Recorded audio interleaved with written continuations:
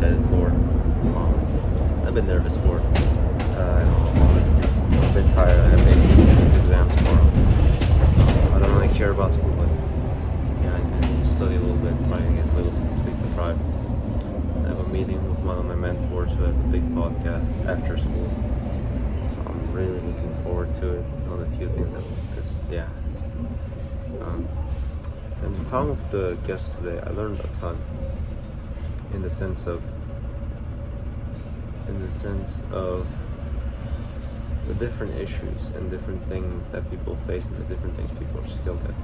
Some people have different skill sets, and it's really difficult, and there's these issues that a lot of these founders face specific to the country, the culture, and those things all can cause issues.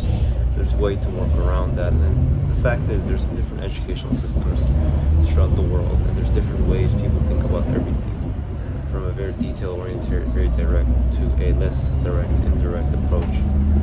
None is necessarily better in the sense there's different cultures and there are companies that work, but probably in general, there's definitely that general trends, but it's kind of a big realization. Some of how such a unique culture and background and how they're surviving in Korea. That's been a really big eye-opener to me. I'm trying to improve my quality of my podcast. I'm using a professional studio by interviewing some people, producers. We'll interview some people, founders of the producers, founders of the media companies. So I'm really excited for that. And yeah, I just wanted to document more of my life. I think these things are ever more important. And another reason why I'm thinking why I'm doing this is I think this is something I'm gonna probably do for a lot of time. Recording myself working and doing these things, because it's also very helpful for me to practice self-reflection, and I love just thinking about ideas and talking to people. That's something I enjoy. So I guess hopefully it's helpful. But the other aspect of it is it allows you to connect with people, because realizing once I get to a certain level, it's gonna be so much more harder to build deep relationships. It's just there's more people who know me, right? So there's less time for each person. And I don't want people to think that I don't care about them. I really do. I have a lot of empathy. Even the people who harm me, I naturally did have, but then I grew into having more empathy.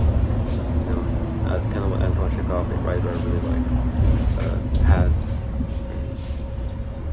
How when he understood the people who were harming him, yeah, the issue with his family, big issue, father alcoholic, beats him up every day. But then when he realized the background, he kind of got context and he saw him as a victim and not the perpetrator. That's kind of sort of the mindset I'm kind of thinking about things. Nevermore, the reason why I do this is I want people to understand. Like if someone meets me, that maybe the impression I gave them wasn't this person, but there's another person with it, and I want to kind of show that. Kinder side of me, the person that really cares. And I do care. Sometimes I don't show that. Sometimes I grew up with a lot of anxiety, but I'm not socially anxious, and yeah, I didn't have a lot of time to grow up. I think I kind of trained myself more to be in line with friends my age, and I found that talking with people is also really fun. Because I can connect more, and I can see, for some reason, I can connect more with kids, but I've met other people with that, but I think sometimes it gets to me, and sometimes I'm not the way I want to, actually am, to whatever reasons, and I want to just kind of show it. I think it's really helpful. And documenting my past, I think it's been so integral. I want to document myself more than any other person has had in the history of the world who has become successful. I still want to make sure my family and those private things are kept private, because I don't want that to be known. Hopefully. And if not, I don't think I'll get that famous. I really, whenever I do these podcasts and these things, I try to think of it, I've been kind of thinking of it from the perspective of what the audience wants and what people would want and what people's opinions would be. And I'm like, okay, I need to care about it to give value to my audience. I need to be very selective about the audience and understand that there's people who are audiences I want, but they will never agree with me no matter what I say, unless I lie to myself. And that's the one person I cannot lie to. And that's a needy behavior, which I'm reading a book of models from Mark Manson. I actually met Mark Manson, which is kind of cool, but just reading that book, it's like all these ways in relationships, but outside of relationships, if you care more about someone else, it's a needy behavior. And that really kind of, and needy is not something you want to be considering yourself as. It was a big reflective moment that when they care about other people's opinions so much, it's like I am in need of their approval. And that just makes it sound like it gives a whole new perspective to things, I think. And yeah, so focusing on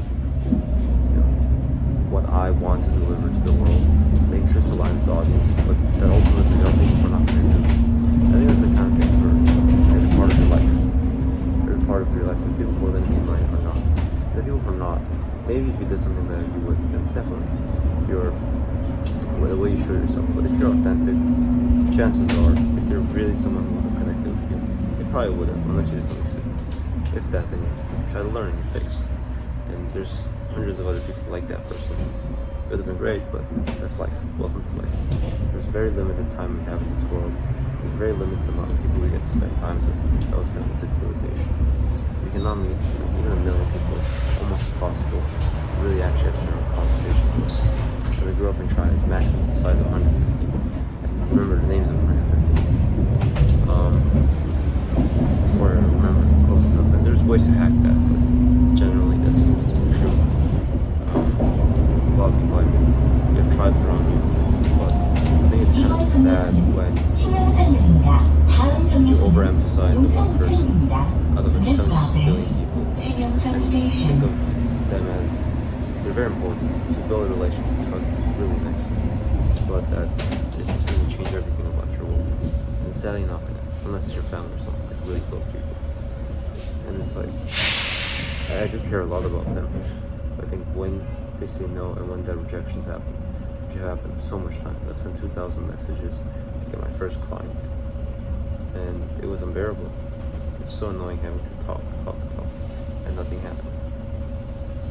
But ultimately, this is what has happened.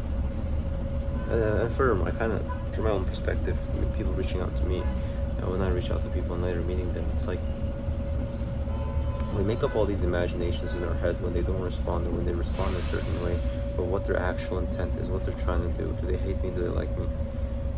What if this is happening? And all these thoughts are kind of useless because you really don't know. And the best way is you do something and then you learn based off on that when people are acting like this, it usually means this. But evermore, you need a pretty large sample size. And unless it's very direct, just assume. Unless it's a very strong no. Or something like that. I'm not exactly sure on that. I'm very tired. This is the bus in South Korea. And yeah, this is another journal. I'll probably do more. Thank you for watching, guys.